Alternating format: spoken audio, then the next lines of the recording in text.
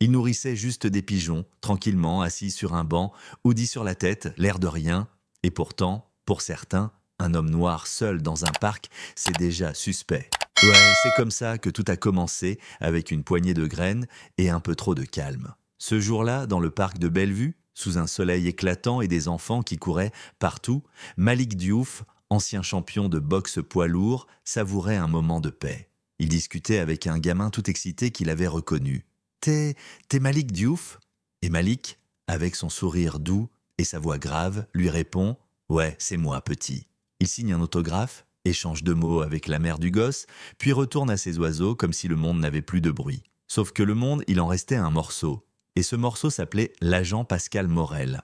Un flic du coin, bien connu pour ses manières musclées, son regard méfiant et son bâton toujours un peu trop prêt à sortir de son étui. Il marchait dans le parc comme s'il faisait la loi, sauf qu'il oubliait que la loi, c'est pas l'arrogance, c'est la justice.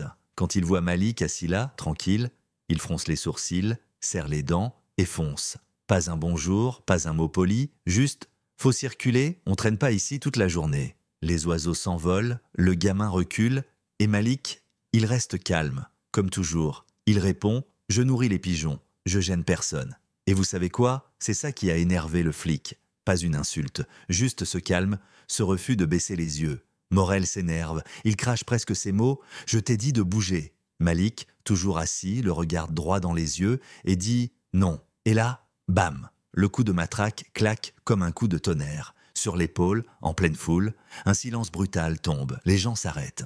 Des téléphones se lèvent. Malik se lève, lentement, comme une montagne. Il regarde le flic, droit dans les yeux.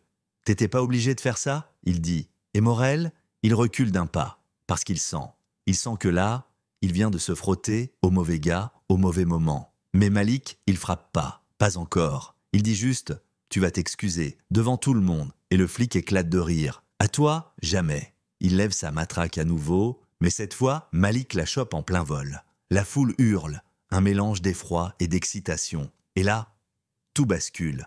Morel tente un coup de poing désespéré. Mauvaise idée. Malik esquive. Fluide, précis et contre-attaque. 3 coups, juste ce qu'il faut. Pas pour blesser, pour rappeler qu'il aurait pu. Morel tombe à genoux, écrasé. Et là, au milieu de la foule, une voix surgit. Inattendue. Le maire adjoint, Madame Hélène Navarro, qui passait là en footing. Elle crie: Assez, appelez le commissaire. Le commissaire arrive. Il voit Malik. Il voit la matraque à terre. Il voit Morel en miettes et il comprend. Monsieur Diouf, je suis désolé, il dit. Cet homme ne vous représente pas. Il est relevé de ses fonctions immédiatement. Et devant tout le monde, il arrache le badge de Morel. Il lui prend son arme et lui dit, froidement: Tu ne mérites pas cet uniforme. La foule explose, applaudissements, cris de joie, larmes même.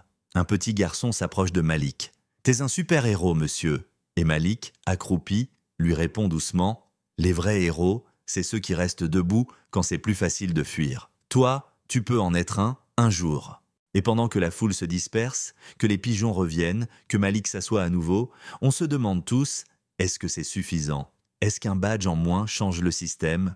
Ou est-ce que demain, un autre Pascal Morel prendra sa place? Alors dites-moi, qu'est-ce que vous en pensez? Est-ce que c'était justice ou juste un épisode de plus dans une longue série de silences brisés? Laissez votre avis en commentaire. Abonnez-vous si vous croyez vous aussi que parfois, la justice a le visage d'un homme tranquille avec un sac de graines.